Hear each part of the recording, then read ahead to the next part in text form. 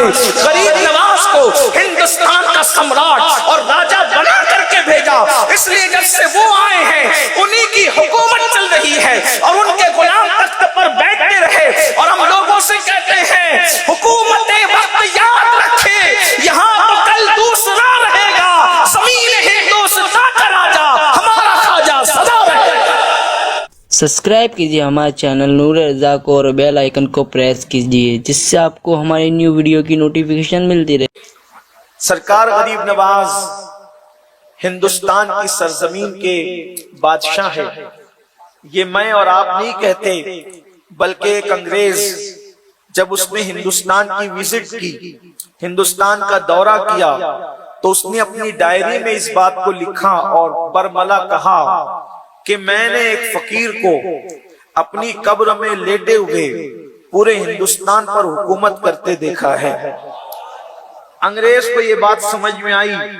بعض مولویوں کو اب تک یہ بات سمجھ میں نہیں آتی، لیکن اس نے کہا کہ میں نے ایک فقیر کو اپنی قبر میں لیٹے ہوئے پورے ملک پر، بھارت پر حکومت کرتے دیکھا ہے، اور وہ فقیر لوگوں کی چوکھٹ کا فقیر نہیں ہے، وہ فقیر لوگوں کے دروازے کا فقیر نہیں ہے، بلکہ وہ فقیر محمد الرسول اللہ کا فقیر ہے۔ اس کی فاں میں فاقے کی جلوہ گری ہے، اس کی قاف میں قناعت کی رانائیاں ہیں، اس کی یا میں یاد الہی کے جلوے ہیں، اور اس کی راہ میں رب سے رشتہ محبت بے وصف ہے۔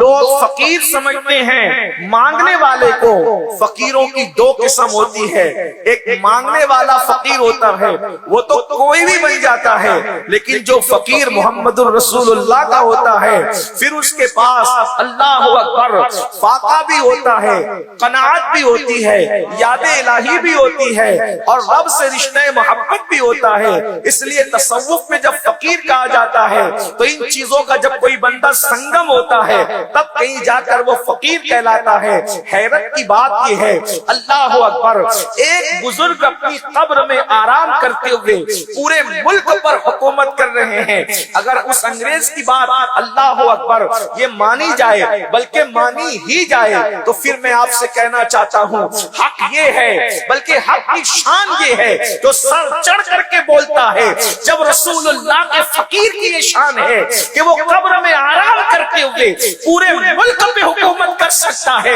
تو جب بیٹے کی شان کا یہ عالم ہے تو محمد رسول اللہ کی شان کا عالم کیا ہوگا، رسول اللہ کی شان کا عالم کیا ہوگا۔ اسی لیے آپ دیکھیں جب تک غریب نواز ہندوستان میں نہیں آئے تھے، اس ملک کے سمراٹ ہوا کرتے تھے، اس ملک کے مہاراجا ہوا کرتے تھے، لیکن جب سے غریب نواز ہندوستان میں آئے پرتھوی راج چوہان کے بعد اکھنڈ بھارت کا کبھی کوئی سمراٹ نہیں بن سکا۔ اس کی وجہ یہ ہے کہ پرتھوی راج گیا، اس کے بعد مسلمانوں کی حکومت تھی، کبھی غوری آیا، اللہ اکبر، کبھی غوریوں کی حکومت رہی، کبھی مغلوں کی حکومت رہی، کبھی جو ہے وہ عادل شاہی حکومت ایک علاقے میں رہی، حکومتیں الگ الگ رہی، لیکن جس وقت مغلوں کا آخری بادشاہ بہادر شاہ ظفر گیا، اس کے بعد پھر انگریز اس ہندوستان میں آ گئے، اور انگریز گئے تو ملک کا بٹوارا ہو گیا۔ لیکن آپ دیکھ رہے ہیں کہ غریب نواز کی آمد کے بعد پھر کوئی کلمے کا انکار کرنے والا بھارت کا سمراٹ کیوں نہیں بن سکا۔